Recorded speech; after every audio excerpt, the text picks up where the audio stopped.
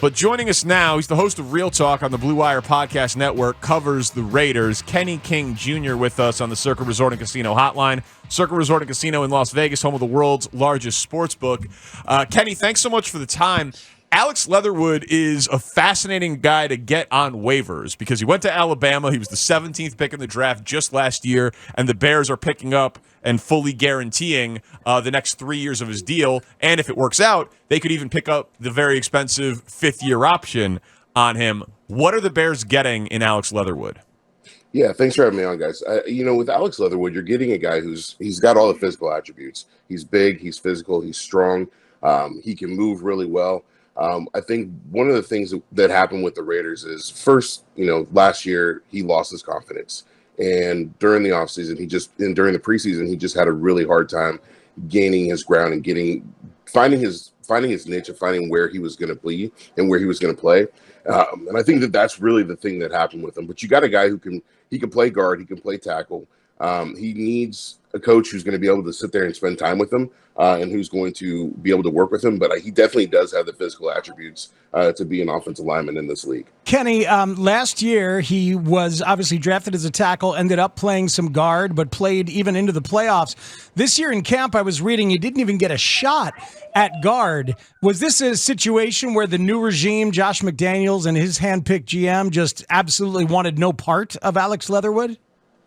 I think that there was already a sense coming in that they had an idea with him. They wanted to see that he was drafted as a tackle. They wanted to use him as a tackle, and if they weren't able to use him as a tackle, then they're not going to move forward with him as a tackle. When you have a guy with a $5.6 million contract, you have a fifth-year option. Those are the things you kind of look at with the new regime is, do you want to spend this money on this guy and try to develop this player, or do you want to take that salary cap and use it on another player like a Darren Waller to extend his contract? And I think that's really where it came down to. They drafted two guards. They drafted a guy in Thayer Munford who was able to play guard or tackle. And so they found guys in the draft that fit what they were looking for. I think that Alex Leatherwood just wasn't that guy that was their fit. What is Alex Leatherwood's best position? That's to be determined. Honestly, I think that he's probably best inside at guard. He's a little bit smaller on the tackle side, but he definitely does have the ability to play in a guard. You can pull him. He's going to be great in those trap plays. I think that he's somebody who, once he gets his discipline down and he stops committing the pre-snap penalties, I think that he's somebody who would be a good guard in the league. Matt Eberflus praised his run blocking today already. It's when speaking to the media and said he was surprised that he was available. Kenny, what do you make of the report that the Raiders called all 31 other teams in the NFL and tried to trade him? Do you buy that when Ian Rappaport reported it? I believe it. I mean, I know that, with trades, when you have a first-round pick that nobody wants, when you have a first-round pick that you can't trade, it says something, right? When you have a first-round pick that you're not able to move, or you have a first-round pick that teams know that you aren't very high on, nobody's going to trade for him. But if you go onto the waiver wire, and you don't have to give up a pick. And so I think that that's where it kind of works out for the Raiders because they don't have the salary cap. It works out for the Bears because they didn't have to give up a pick. They've already given us so many picks. And so, I think that that's one of the things that you look at there. So I do think that calls were definitely made. I don't know if it's all 31 teams, but or all of the 31 teams that they called. But I definitely believe that it was probably a high percentage of the teams. Kenny King Jr. is our guest. He covers the Raiders. The Real Talk podcast is where you can find him. Alex Leatherwood, 17th overall pick for the Raiders just last year. Bears pick him up, fully guaranteeing his contract.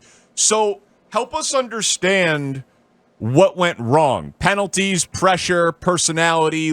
Why was he so bad? I think it's a combination of things. You look at all the things that the Raiders went through last season. You have the John Gruden emails. You have the Henry Ruggs incident. You have Damon Arnett going crazy on Instagram. That within a new interim head coach coming in and Rich Bisaccia, there was a lot that was already there, the team already in turmoil. And then you have Tom Cable who, started trying to take control of the team.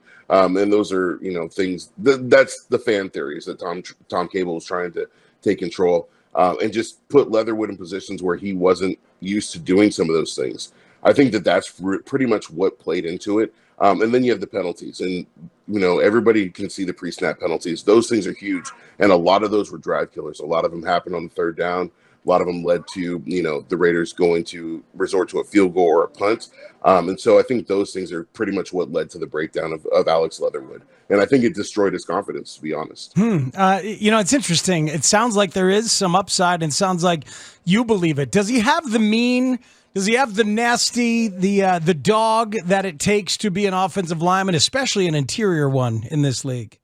The nastiness and the physicality is not in question. I think that the Bears are getting a guy who's going to go out there and fight, a guy who's going to go out there and pound the run game. He needs help in pass blocking. I think that he can get that. But if you play him inside, I think that the Bears are going to have a really formidable guard right there. All right. I don't think there's anything else we need to know. Kenny King Jr. covers the Raiders for the Real Talk podcast on the Blue Wire Podcast Network. Thank you, Kenny. Thanks, guys. So I think Teven's in trouble. I think he might be too. Should we hear how Teven talked about making the team yesterday? Because let's hear that actually just in 1 second, because it's such an interesting claim, because we've talked about it. How do you call it? The new guy smugness, the arrogance, the arrogance of the first timers, the first timer arrogance. I love that so much. Ryan Poles and Ian Cunningham, the top two personnel people for the Bears, right? The president of football ops and the GM, both played offensive line. They think they know offensive linemen and what it takes. Boston College and Virginia. They both played offensive line. And they both have excelled at scouting and helping to draft and develop offensive line. Right. Ryan Poles, I can speak to a little bit more directly, was seen as like the critical piece after the Chiefs Super Bowl, where the offensive line was in shambles. They made multiple draft picks.